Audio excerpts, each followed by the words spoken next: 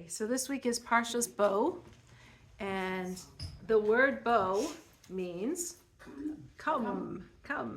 So it's God telling Moshe, come with me, Bo el Paro, come to Paro.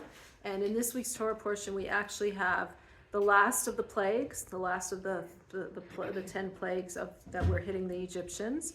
And the Jewish people are let go. They're released. Paro chases them out of Mitzrayim, and they leave Mitzrayim in this week's Torah portion. We also have the mitzvah of them giving a sacrifice, the Karban Pesach, and they had to put it on the doorposts. The blood of the sacrifices they put on the doorposts. And God says that when the angel of death comes, he'll see which homes he should attack the firstborns, he should kill the firstborns, and which homes that are the Jewish people, and those will be saved. So this is a very a parsha full of celebration for the Jewish people, right? They're leaving Mitzrayim. It's the parsha where the Exodus is taking place in this week's Torah portion.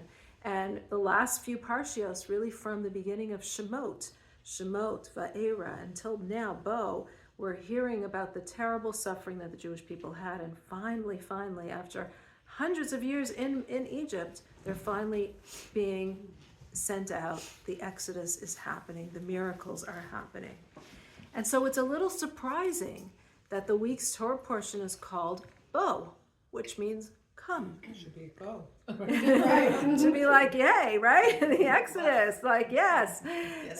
So why is it called Bo? And moreover, it's called Bo, which is the words for come to Paro.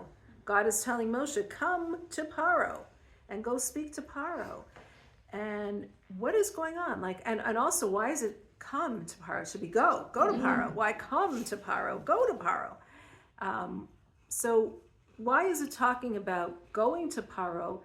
If anything, the words come to Paro would seem like not the Exodus, but the opposite. Like Moshe has to go to Paro and he's asking Paro to release his people. It seems like he's going to Paro. He's under the jurisdiction of Paro. So why is the parsha that is talking about the exodus of the Jewish people, the miraculous exodus of the Jewish people, titles by the word Bo, which means come, and not only Bo, but come, in this case, to Paro. You, Moshe, the leader of the Jewish people, has to come to Paro. So these are the questions that we want to try to answer and understand in this week's parsha.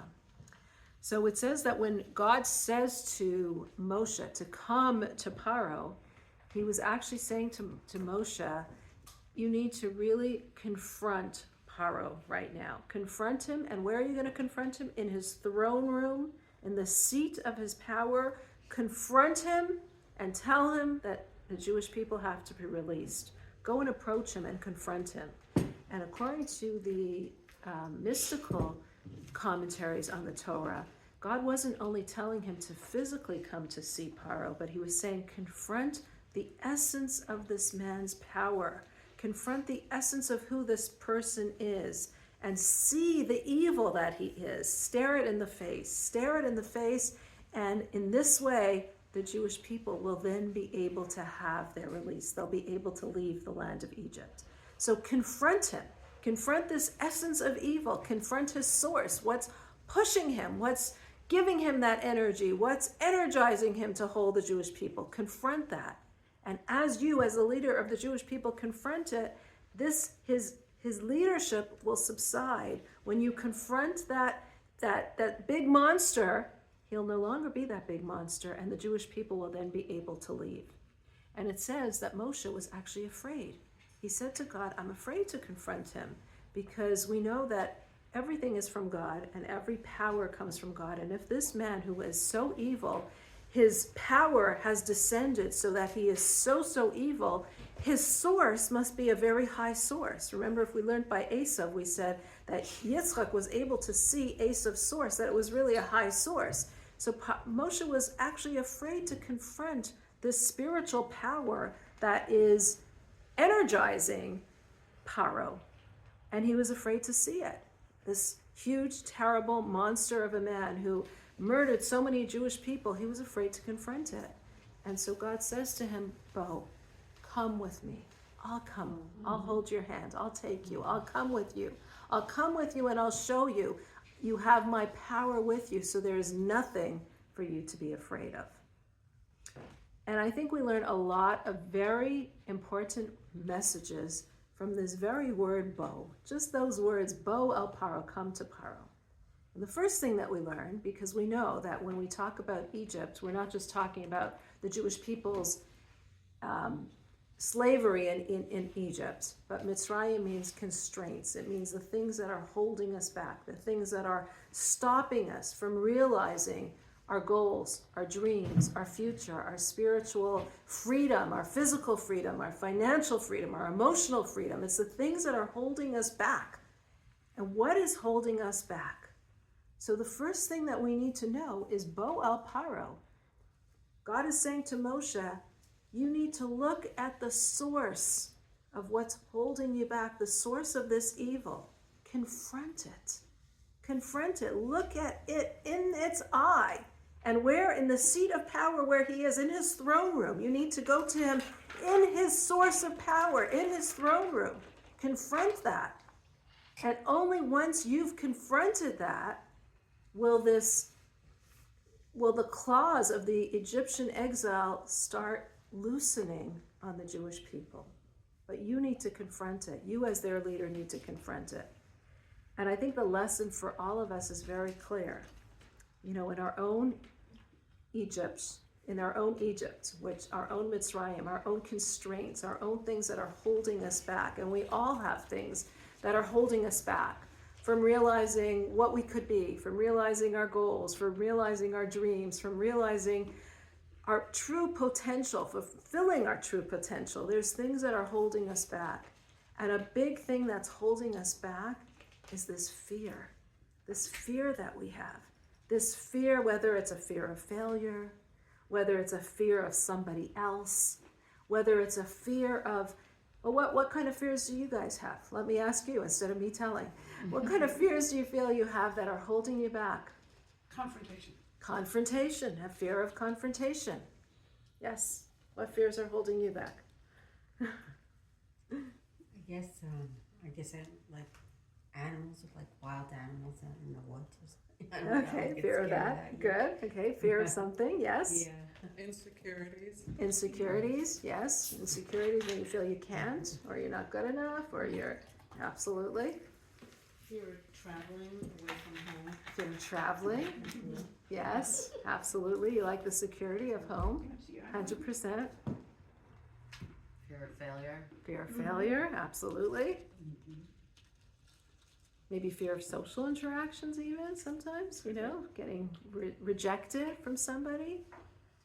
I mean, these are all of our monsters, our fears, and they become so big because we, you know, well, you've done the first step. You've actually titled it, you've named it, you've acknowledged it, exactly. You've named the fear, and that's probably the first step because a lot of people can't even think of what is holding me back. What is the fear? What is that thing that I'm feeling inside of me in that pit of my stomach that I'm not even sure what it is, but that wakes me up sometimes at night, or that makes me upset, or that makes me feel uneasy, or that makes me feel uncomfortable. I can't even name it, but I know that there's something there.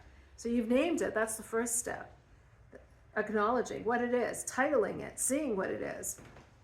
But then there's actually confronting it, looking it in the eye. And that's what God is saying to Moshe. You want to leave Mitzrayim? You want to leave this place of limitation, this place that's holding you back, this place that's constraining you and restraining you? You need to confront your fears. Look it in the eye. Confront your monsters. Confront those things that are stopping you, that are limiting you, that are stopping you from fulfilling your potential. Look it in its eye, and where?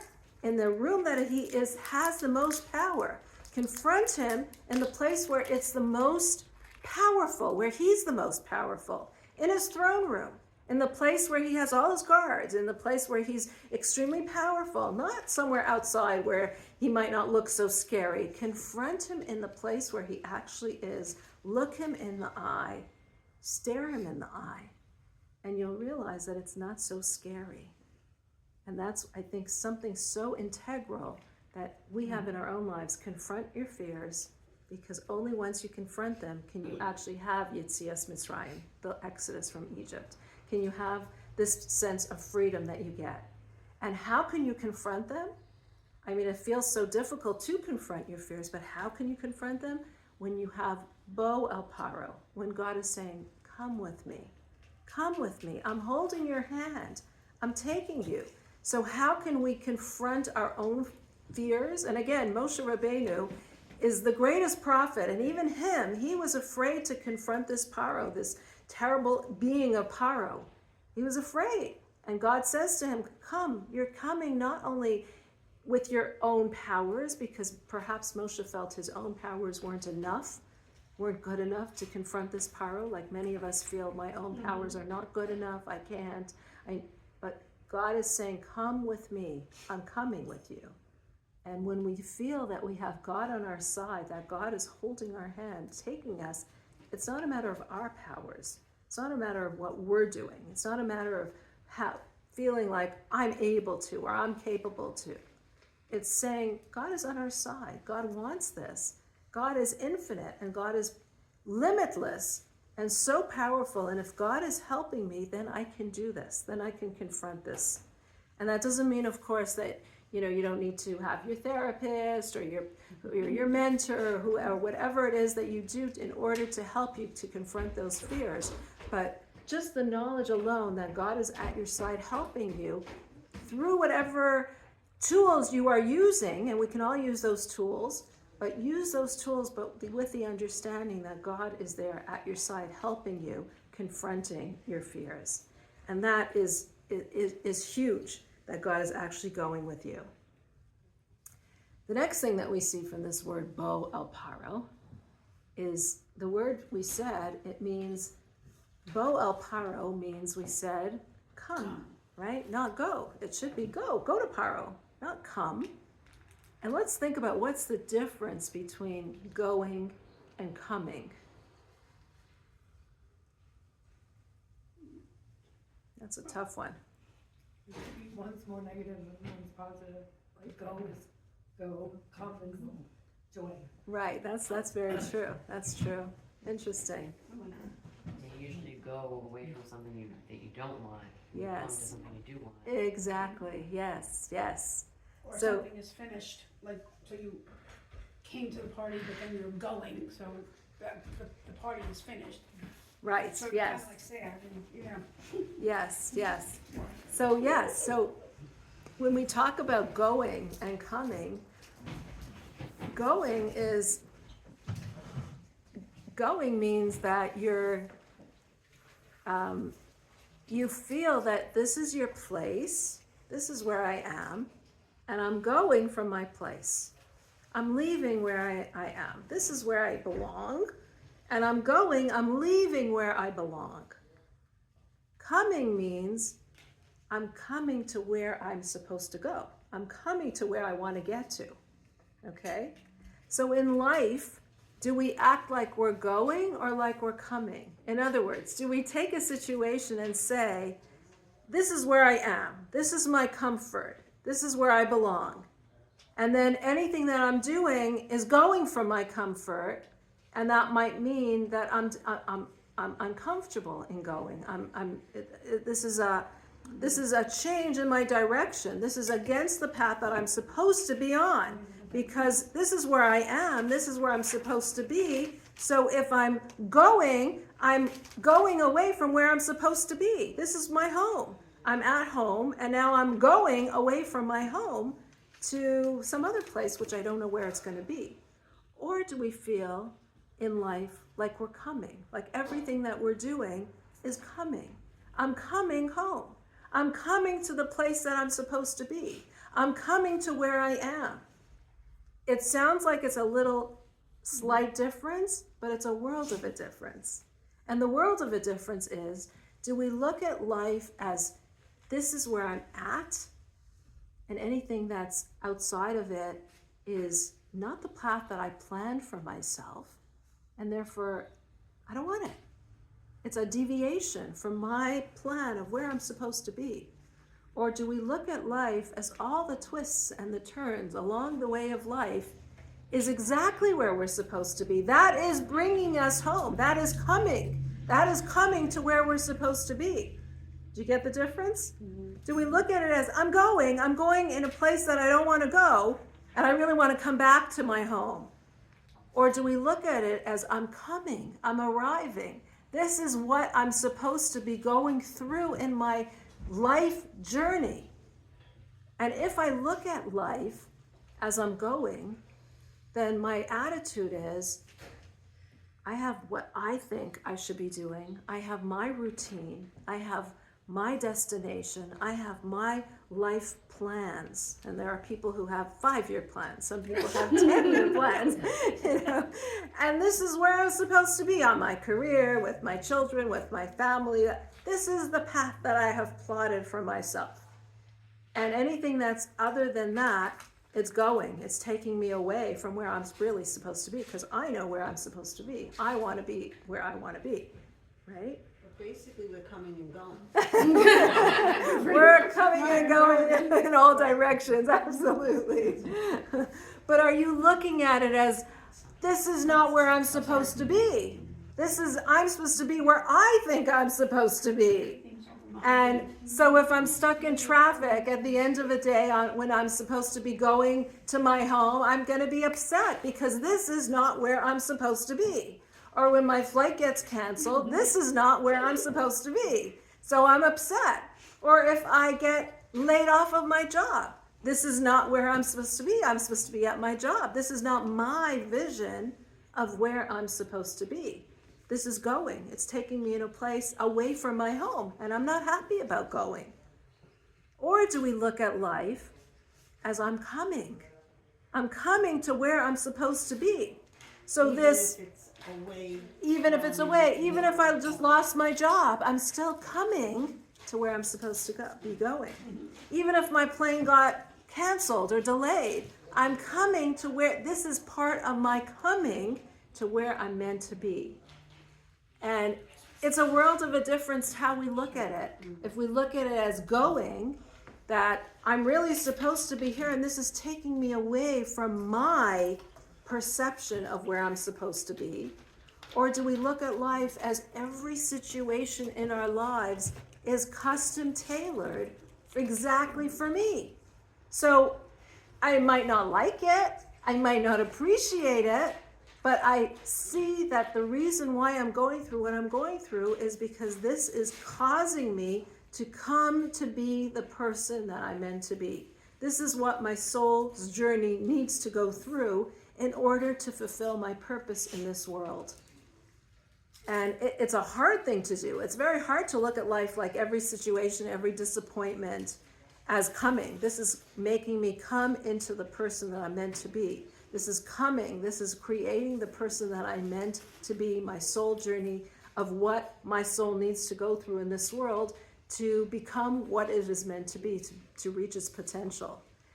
But if we can look at our lives as coming rather than going, we can save ourselves a lot of frustration, a lot of heartache, and just allowing that control that we always want of how we want to lead our lives to just, we're in the control of God. If everything is divine providence, if everything is hashgacha pratis, is divine providence, then everywhere that I am is exactly where I'm supposed to be. And so if this is happening to me, this is exactly what is supposed to be happening, and this is helping me to become the person that I'm meant to be. So I could be upset about it, or I could take it with the attitude that this is really causing me to achieve what I'm supposed to become. It's part of emunah. That's part of emunah, exactly. That is emunah, exactly. The belief that this is what is meant to be, 100%. Exactly. And it's not easy. It's not easy, or at least for some people. For me, it's not easy. For me, it's not easy because I'm very much a person who is going, right? I know where I want to be, and I know where I'm supposed to be, or I think I know. And something that pulls me and twists me and takes me off the path, what I think I'm supposed to be doing, is frustrating. But when we reframe ourselves, when we reframe that mindset and we say, this is not the right mindset. The mindset is I'm coming, meaning this is helping me to come to where I'm really supposed to be. I thought I knew where I'm supposed to be. I thought I had it all planned out. I thought I had it controlled, but really this is not where it's at. The real place that I'm supposed to be is exactly where I am right now. And that takes off a tremendous amount of tension from a person. I know there's a psychologist that I spoke to who was on my podcast. You'll see her in a couple of weeks. Her name is Devorah Nussbaum, and she is a psychotherapist who talks a lot about Hasidus. And what she said was, what I found was fascinating. She said, our whole life stories and all our life journeys is really our gift back to God.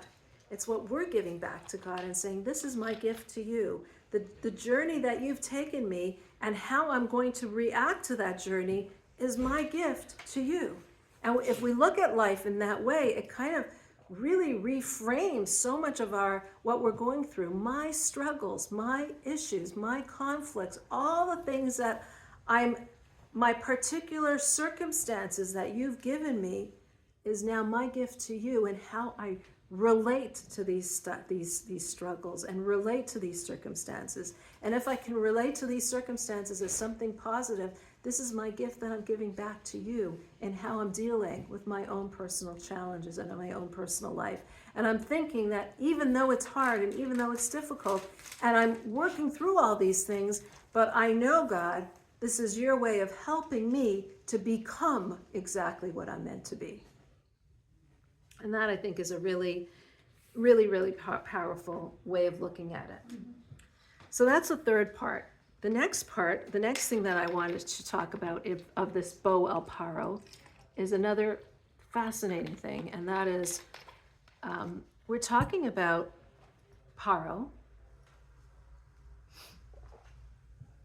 who we said was such an evil, evil individual, murdered so many babies and children and treated the Jewish people in a horrific way.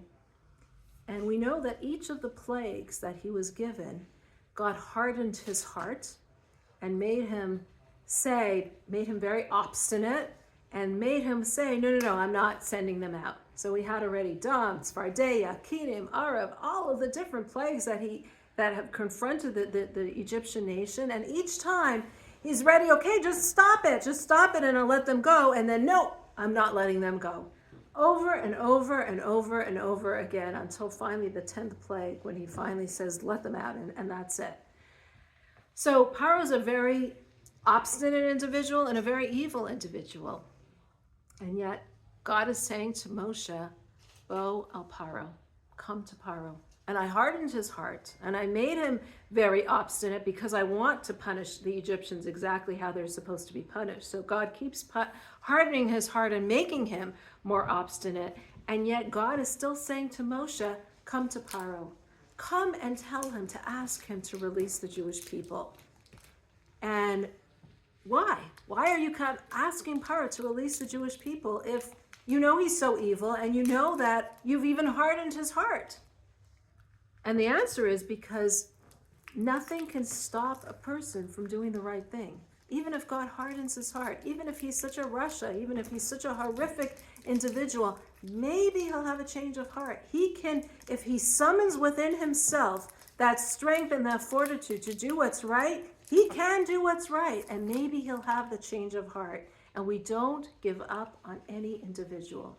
So God is saying to Moshe, come to Paro, talk to Paro, ask him to release the Jewish people, even though I know I've hardened his heart, and even though he actually refuses, and he refused so many times, nevertheless, keep coming to him. Why? Because perhaps he will have a change of heart. We don't give up on anybody, even the wicked, wicked Paro. And this, of course, is a tremendous lesson for us, because if we're talking about Paro, who's such an evil man, then when it comes to ourselves, we need to have that compassion on ourselves and say, don't give up on yourself. Even when it seems like you're doing so much failure, you're doing so much wrong, and you feel like I'm so not good. in whatever area, whatever area of life you're feeling that way, whether it's spiritually, you feel like I'm so low and I'm so bad and I'm so, whether it's parenting, whatever area in your life you're feeling that I can't and I'm not good enough, don't give up on yourself. Have that compassion on yourself, because if even Pharaoh, God had this compassion on, that he's telling Moshe, come to Pharaoh, and he knows he's not going to listen. He knows he's not going to, because he himself hardened his heart. But even Pharaoh has a chance to do the right thing. So don't give up on yourself, because all the more so us, the Jewish people who are children of God, God has so much compassion on us, and we definitely can turn things around, even if the situation feels like it is so hopeless. So these are the 4 things that I think we learned from Boel Paro. And number 1, confront your fears. Number 2, God is with you when you confront your fears. Number 3, do you see your life as going or coming? Do you see it as divine providence, that this is where you are supposed to be? And number 4, even Paro, we do not give up on, so all the more so ourselves, who are children of God, we should never ever give up on ourselves, if even we don't give up on Paro. Now I want to talk a little bit more about the first thing that we said, which is confronting your fears. We see later on in this week's Parsha that it wasn't enough that only Moshe confronts Paro. That was the first step. That was the first step that's breaking, that's cracking this exile of Egypt, that's cracking this horrific exile that was around us, that was suffocating us. That was the crack in it. But more so, what happened in order for the actual redemption to take place? It says the Jewish people were commanded to do the Pesach sacrifice. And before they did the Pesach sacrifice, it says, had they not been commanded it, one could argue, what is this nation different than that nation? We know that the Jewish people fell to a very low level in Egypt. They were even serving idols and they were doing horrific things. So we could say, well, why are the Jews worthy of leaving and not the Egyptians? And this is what the prosecuting angels were saying. Well, God, why are you taking out the Jews? They also fell to such a low level. And God answers, I gave them a mitzvah. I'm giving them a mitzvah, the mitzvah of the Pesach sacrifice. And you'll see that they'll do it. What is this Pesach sacrifice? It says on the 10th day of Nisan. We know Pesach is on which day? 15th. 15th, right? So on the 10th day of Nisan, the Jewish people had to take a lamb into their homes and tie it by their beds and watch this lamb, keep it by their beds. And only on the 14th day would they slaughter this lamb and sacrifice it as a sacrifice for God, and the blood from it they would put on the door lintel, and that would be a sign that this is a Jewish home, and this would be sacrificed for God. And this is the Pesach sacrifice that we use, that they would roast and they would eat on that night of Pesach. And this is what we are going to be doing when the temple is rebuilt. We'll be actually having this Paschal lamb as our dinner that night. Today we obviously don't have it because we don't have karbanos, we don't have sacrifices, but this is something that we will have. So what was it that the Jewish people were doing with this lamb? What they were actually doing with this lamb, it says the Egyptians served the lamb as an idol. The lamb was their idol. And the Jewish people were commanded, take this idol into your home, which the Egyptians would be so angry, you're taking our idol into your home, and then slaughter it and eat it. This was a terrible affront to the Egyptians, who obviously served this idol. And the Jewish people, who were, again, we were servants in Egypt.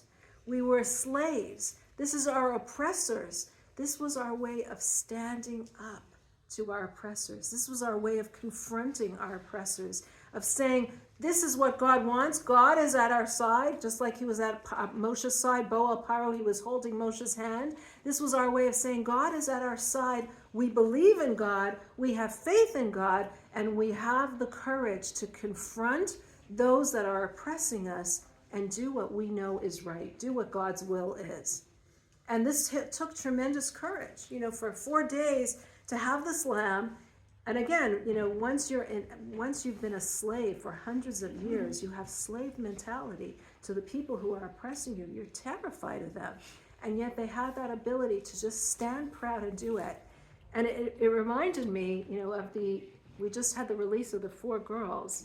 And if you read when they were saying that Hamas wanted them like in front of everyone, to parade them in front of everyone and make it seem like they were, these, and the girls, right, and the girls though said that we just stood there with smiles on our face. This was how we showed these enemies that they are not the victors, that we are the victors, that we still have the humanity inside of us, that they are not over us, that we are still individuals, we are still people, we are still our own selves. And it just reminded me of that example when I was seeing this. This is what the Jewish people had to do in Egypt as well, to confront their captors, to confront those who were holding them as slaves and saying, this is your God, this God is nothing. We have a God. Our God is God, the real God.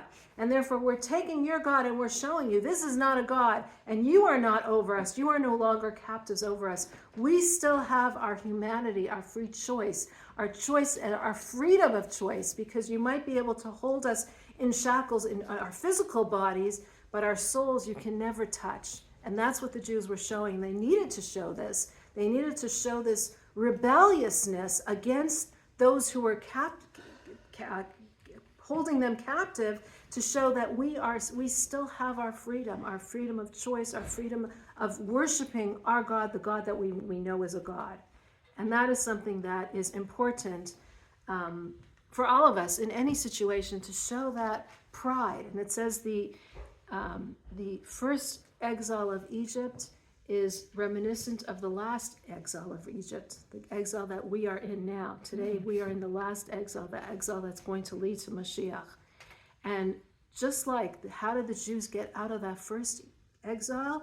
By showing their pride, by showing that we know that we're still Jewish. You could have kept us captive for hundreds of years, and you could cause us such servitude and such suffering, but we know who we are. We're not forgetting who we are. Inside of us, we are still free people. We are still, you cannot imprison our neshama.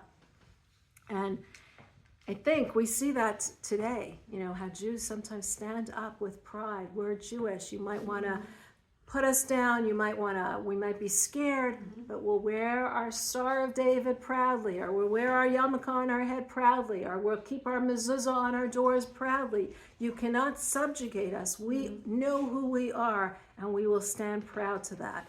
And that was the step that was so necessary for the Jewish people to get out of Egypt.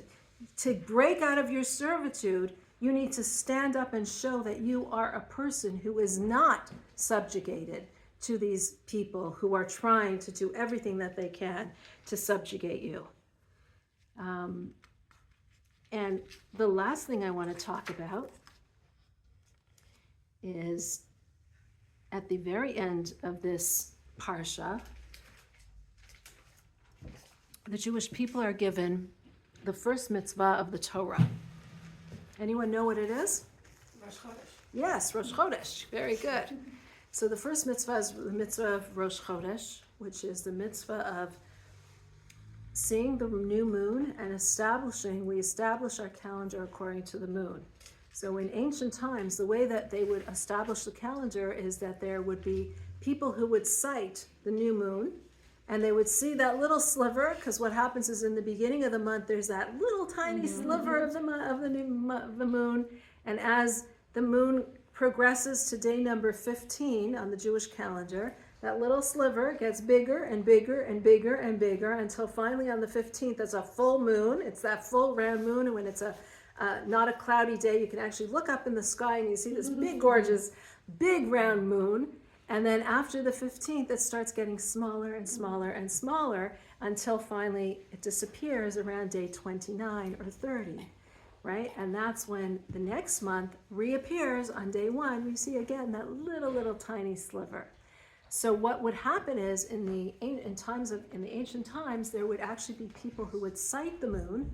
They would see that little sliver of the moon and they would say, we've seen it. They would come to the Sanhedrin, which was a Jewish court of law, and you would need two people, two witnesses, to actually say what we saw, how we saw it, where we saw it. They would ask them a lot of different questions, and the witnesses would say exactly where they would see it, where they saw it, and that's how they would proclaim the new moon as Rosh Chodesh. And then they would send messengers to all the different communities to explain that this was Rosh Chodesh. And then you would know that, if this was Rosh Chodesh, then 15 days later will be Pesach, or Sukkot, or Shavuot, 6 days later. You would know the holidays based on the new moon. Why didn't they just count it? I mean, we all know it's.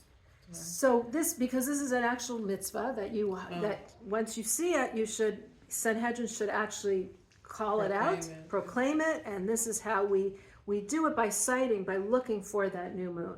As time went on, and the diaspora and the exiles and everything, they actually established the calendar because they knew that this wouldn't be able to be done. So they established the calendar. But even so, that's actually why we have outside of the land of Israel, we have 2 days for Pesach or for Sukkot, because they weren't sure which day it was, because the new moon could either be, sometimes it's the 29th day of the month, sometimes it's the 30th, sometimes we have a full day, full 30 days, and sometimes it's earlier. So they weren't sure which day would it be. Would Rosh Chodesh be, the new moon, be on the 30th, or would it be on the 29th? At which point would it be? And because of that, they weren't sure. They lived too far to know. So we would have 2 days of that holiday of Sukkot or of Pesach. But the real mitzvah is to actually see the new moon and to proclaim it. So what happens? What is the message of the moon? And why is it that this was the first mitzvah that the Jewish people were given? Right away, this is the first mitzvah that we're given before even Matan Torah, the first time we're freed from Egypt. We've gone through so many years of servitude, and the first thing that we're given is keep the new moon, make Rosh Chodesh. Why? Why is that so important as the new mitzvah? Renewal, yes. What does that mean? Like starting over, like every month is a new month. Yes. So yes, it's the message to us is, we as the Jewish people have had a lot that we've gone through. There have been so many ups, but even more downs. Till today. We're still seeing it till today. And we might have lost hope. We might have lost faith. Because it's hard. We've gone through so many ups and downs and so many exiles. And it's been so much suffering that we've had. Till today, literally, right? And we might lose faith. And God is saying to us a message. You're leaving Egypt. This was the first exile that you're having. And I want you to know, until Mashiach comes, there's going to be a lot of ups and downs. There's going to be a lot of the moon getting bigger. And finally it's a full moon. And it's so glorious. But then it's going to get small again. And then it's going to look like it's almost hidden. And then it's going to reappear. And then you're going to again do well, and you'll be prosperous until it finally gets to that full new moon, that full moon, glorious. But again, it's going to start dwindling, and it'll be difficult. And we see this in our time. I remember, there were years ago that no one would have even thought of something like the Holocaust could happen again. Like, never again, no way. Like, no, impossible. People have changed, it's different. And we see this today in today's day and age, the anti-Semitism that is so rampant. So we've seen this over and over and over again, and this is the message of hope that God is giving to the Jewish people, that there's going to be a new rebirth. It will look like it's dismal. It will look like it's getting worse and worse and worse, but there will be that birth. There will be that new sighting of the moon. There will be that renewal. And take that as a message for you for all times. And moreover, it's not only that there's going to just be, it gets big and then it gets small, but you should see it as a spiral. If you look at a spiral staircase, it looks like it's going around and around and around, but the spiral staircase is going around and around, but it keeps going higher and higher and higher. And that's how we see Jewish history. It's not something we're just going around in the same circle. The moon appears and then it disappears and it gets big and it gets small. No, it appears and it disappears, and you're going through the same circle, the same cycle, but you're getting somewhere. The staircase is going higher and higher. You're getting to your destination. You are coming. You're not going. You are coming. You are becoming exactly the nation that you're supposed to be. Because if exile was only, and this is what the Rebbe often said, if exile was only here to punish us for our sins, then it would be getting lighter and lighter as time goes on, because how bad could we possibly be? We've suffered so much. Like, come on.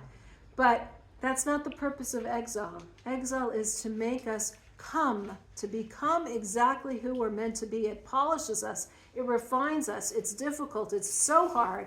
It's so full of so many questions, but ultimately we are becoming exactly who we are meant to be. And that is the message of the moon, that you'll feel like they're so dark. You'll feel like it's disappearing. You'll feel like it's dwindling smaller and smaller.